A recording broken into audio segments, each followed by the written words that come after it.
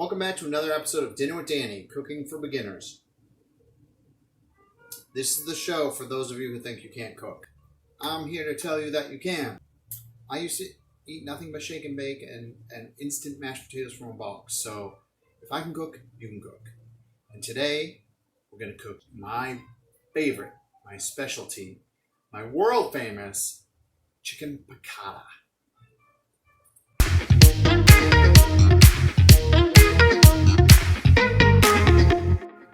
My world famous Chicken Piccata. It's world famous. I went to Prague and they're like, aren't you Danny who does the Chicken Piccata? And I was like, yes, I am. Also, when I first said I was going to do this cooking show, my friend Ann was like, Chicken Piccata? So Ann, I'm finally making it. We like to have a drink with Danny every time he says, okay.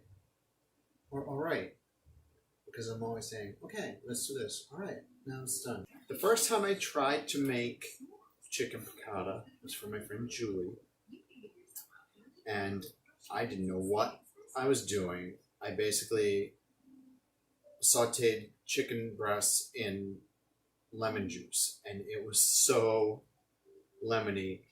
And then I just put lemon on the rice too, and then I had a lemon in the water, and she was like, it's good. Julie, you were so good about it. Sorry, Julie. Now we know how to really make it. It's sort of my take on chicken piccata, because I think technically chicken piccata is not breaded. It's usually just sauteed in the pan, but I like to bread mine, so I think it's technically chicken franchise, but it's chicken a la Danny. How's that? I think that's Lucy. What are you barking at? No barking. I'm filming. We're going to need chicken cutlets. Okay. This is kind of a process. Just to warn you ahead of time. We're going to need flour, eggs, breadcrumbs, some chicken stock, lemon juice, capers, oil, and butter. And I'm going to serve this over linguini. And what I did was I already cooked the linguini and I'm letting it sit just because it's a lot going on here. So when my chicken is ready, I can just dunk that in hot water and it's ready to go. And while I'm dunking that in hot water, I'm going to steam some asparagus over that. I'm not going to forget my asparagus this time. I did my shrimp recipe, I forgot my asparagus. I like asparagus with this dish because it's a lemon dish.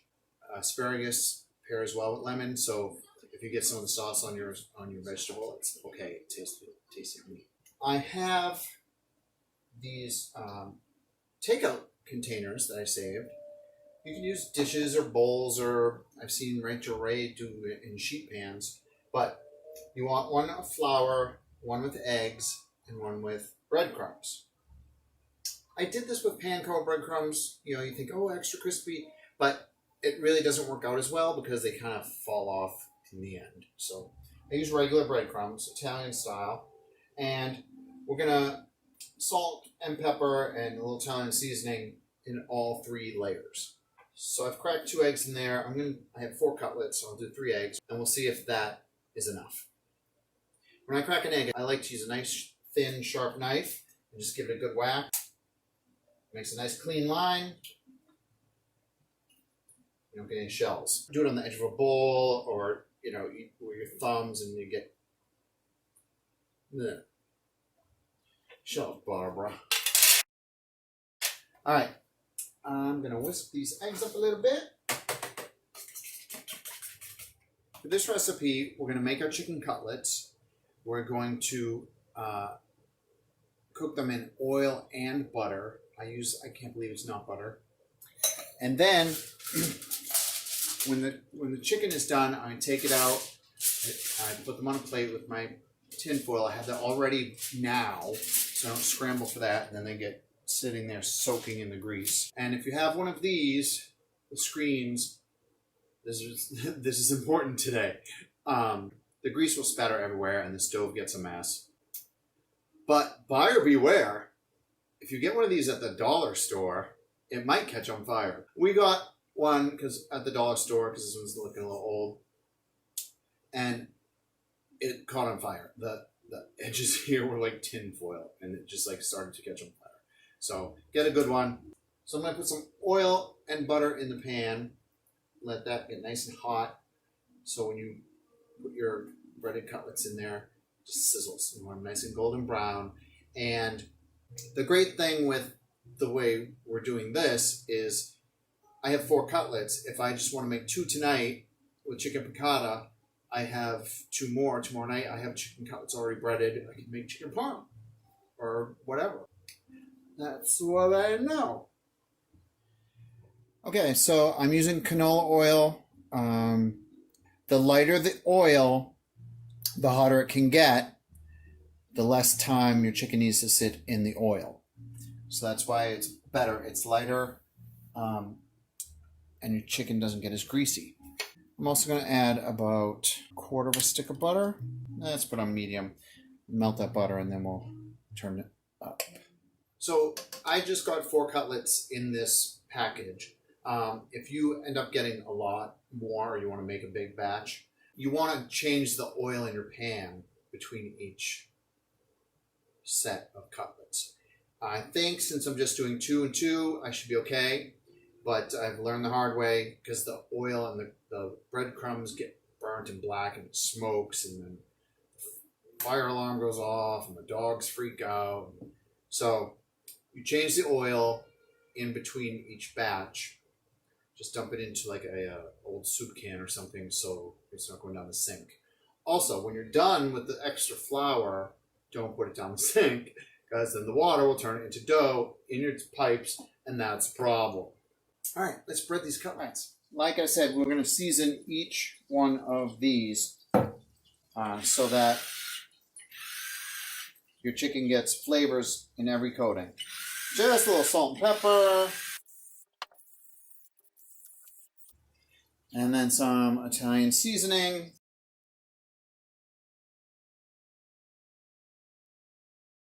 And then what I do, put these in there. I just give this a little shake.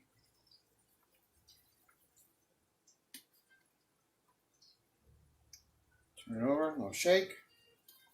It's like shake and bake. I'm going back to my roots. Shake and bake, and I helped. All right, then into the egg. And I'll push down there. So if you can't remember the order, remember you always want your breadcrumbs last, right? And it's dry, wet, dry. So that will help you remember.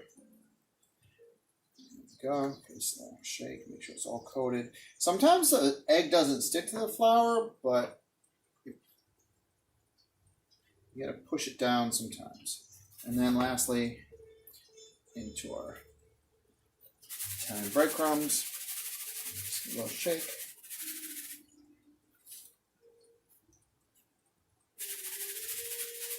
There we go. And we do that for each one, and then I'm gonna put these in the pan. And get this next one started. All right, we're gonna do 2 at a time. So I'm gonna get this one going. This way I don't even have to touch it with either hand with my tongs. And I'm just shaking it. I used to do it with my hands, but if you use your hands, you're gonna get this stuff caked all over your fingers, and it's like impossible to do anything. So, and then trying to wash your hands in between each cutlet, and it gets gross. Get this one in the pan, get it nice and close to the pan. Make sure your oil's nice and hot. Something there. Yeah, see this? That's what you get on your fingers if you use your hands. I'm hoping I have enough egg. I heard once that you should do 1 egg per cutlet, so I guess it depends on how big the cutlets are. All right. So shut up, Barbara. Okay, I think it's time to flip these. And sometimes you need a fork to help you along because the cones kind of slide. Ooh, nice and golden brown. Look at that. Oh, it's only been about 3 or 4 minutes. Put my screen back on. Okay, I think these are ready to be taken out. Nice and golden brown. That's gorgeous. Look at those. But see what I mean? You could use these for chicken parm tomorrow night. Okay, so after we fry up our cutlets, and we're going to put them on a plate, we're going to cover them in tin foil, and then we're going to work on our sauce. We're going to make a roux, which is flour and butter. You thicken that up a little bit. You add your chicken stock, you add your lemon juice, add capers, and I'm not sure if technically Chicken Piccata has this thick of a sauce, but I like it a little thicker so it kind of sticks to the chicken. So I always add the flour to make it thick. Okay, let's check on our second set of cutlets. These might be a little darker because the grease. Woo. Yep. Oh, that's beautiful. Yeah, you can see how the oil is starting to turn dark because all the loose breadcrumbs are burning. So keep an eye on that. All right, I think he's done. Ooh, see how the crust is almost coming off? Be careful of that. Be very gentle. Yeah, I think we're going to call that done. Okay, now that we have our chicken cutlets all done, set aside, you could put them in the oven at like 275 to keep them warm.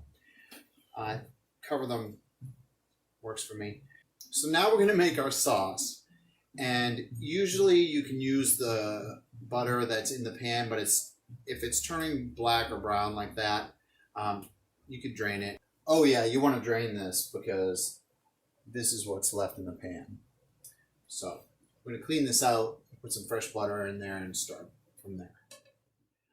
Okay, so it's time to start our sauce. So for this, we're going to make a roux, okay, which is flour and butter, okay. I'm going to do equal parts. I just use a big tablespoon like this to start, and you know, if you need to add, you can kind of play it by ear. Then we're going to add our chicken stock to that, and it will thicken up a little bit. Then we'll flavor it with some lemon juice, and then add some capers.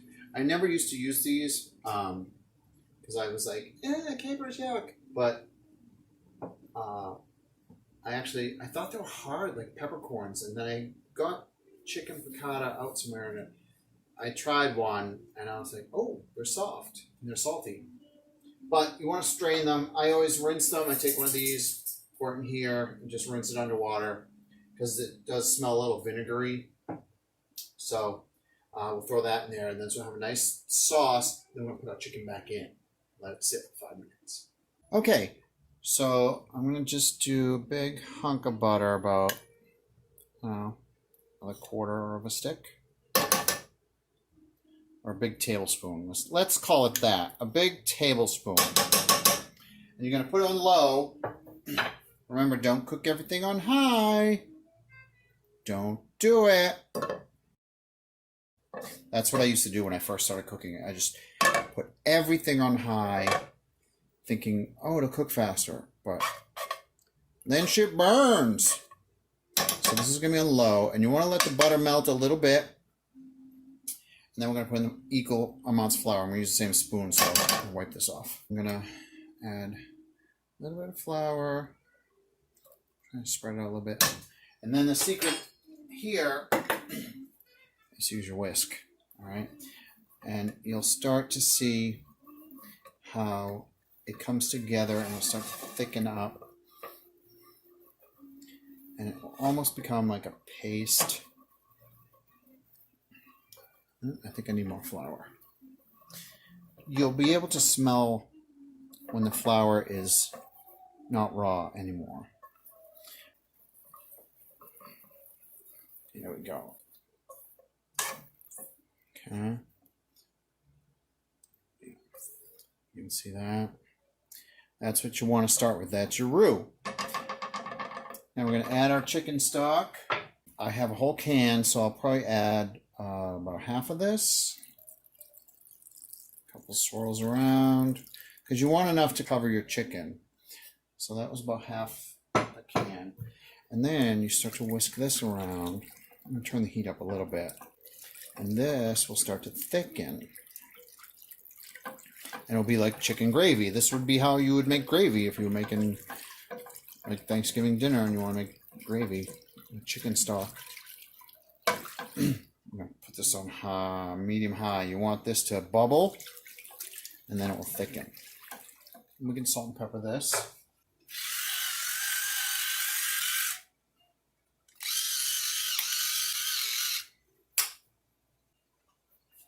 I try not to use a lot of salt in my cooking, but a little salt and pepper on everything. All right, it's getting thick.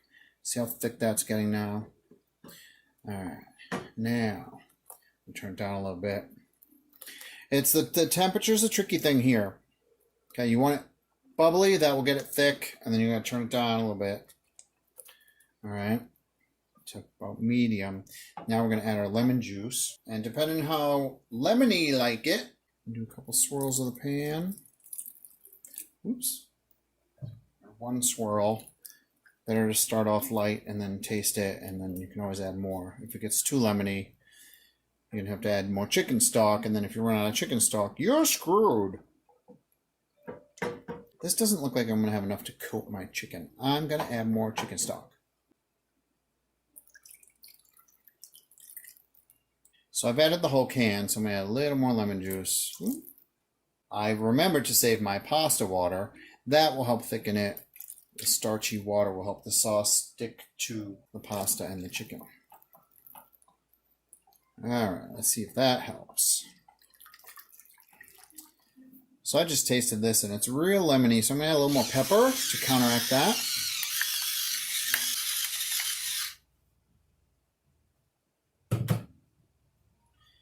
Because I ran out of my chicken stock. Okay. And usually it's darker than this because I think I scrape up the brown bits from the chicken, but I cleaned out the pan, so we got a nice light sauce tonight. And once this starts to boil, you'll get little bubbles and then it will thicken. Then we're going to add everything back in. All right, while we're waiting for the sauce to bubble, I'm going to get my asparagus ready. I got my water boiling. So I have this beautiful asparagus from Boston Organics. And the way you want to do asparagus is you just bend it, and wherever it breaks, naturally, that's where it wants to break. And that's where you should have cut it. So I'm going to put this in a little steamer on top of my boiling water. I'm going to dunk my pasta in the boiling water, and I'm going to put my steamer on top of that for 2 minutes, 3 minutes tops. When you can smell the asparagus across the room, you know it's done. Also, you want a bright, bright green too. I cooked my pasta a little al dente so it can sit in the boiling water again. I'm going to put our asparagus on top, and we're going to cover it. Ow, that's hot. Use a pot holder. Okay, so you can see it start to bubble like that. So that's what you want to do. Starting to thicken up a little bit. So then I'm going to add my capers, and this is going to add some saltiness to it. All right. All right, we're bubbling, bubbling, bubbling. Let me turn it down. Not too low, but to like medium low. And then it will thicken. The sauce is the tricky part because you want to get really hot so it bubbles and it will start to thicken. Leave it there for a few minutes and then turn it down because you know when you put your sauce in the refrigerator overnight, it like comes out the next day. It's like a gelatin. So you cool it and it gets thicker. We're going to add our chicken back in. gently so the coating doesn't come off. When you flip it in the sauce, the coating might come off a little bit. Don't freak out about that. It happens. All right, so we'll just let it sit in there and just get both sides. Yeah, see it's starting to come up there. And we're gonna let it sit in here for 5 minutes. Okay, let's check these out. Ooh. Smells amazing. Nice and lemony. This isn't as thick as I would like. The sauce is really tricky. You gotta go hot, then cold, then hot, then cold. Delicious. Very lemony. It might be too lemony for some people, but also I have my asparagus is done. It's nice and bright and green. So we are ready to plate. The linguini on the plate. Then we're gonna get some of this beautiful. Get the sauce all over it. Gently put that on top of there. I highly recommend these kinds of tongs, not the metal ones. And then I'm gonna pour a little of this sauce on top.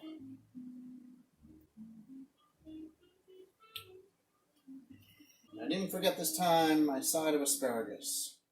All right, let's dig into my world famous chicken piccata. And I told you I'd make this.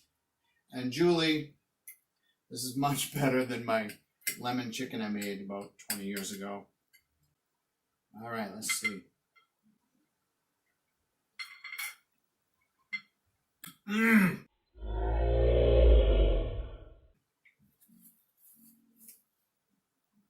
This is so good.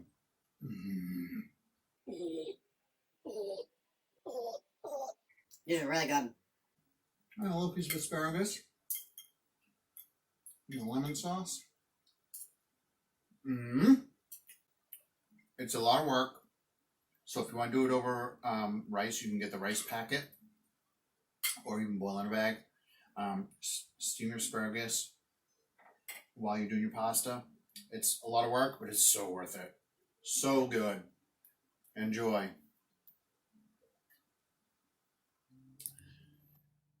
Wow, that was so good. Oh my god.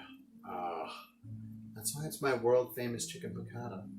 I hope you enjoy it. It was so good. Honey, what did you think? This was your best. All right. Thanks for watching. Thank you to all my subscribers. Thank you to everyone who's watching. Make sure you like and subscribe and click the little bell so you know when I post new stuff. Tell all your friends. Share. Whoa. Thanks for watching Dinner with Danny. Oh, and don't forget, if you don't eat, you'll die.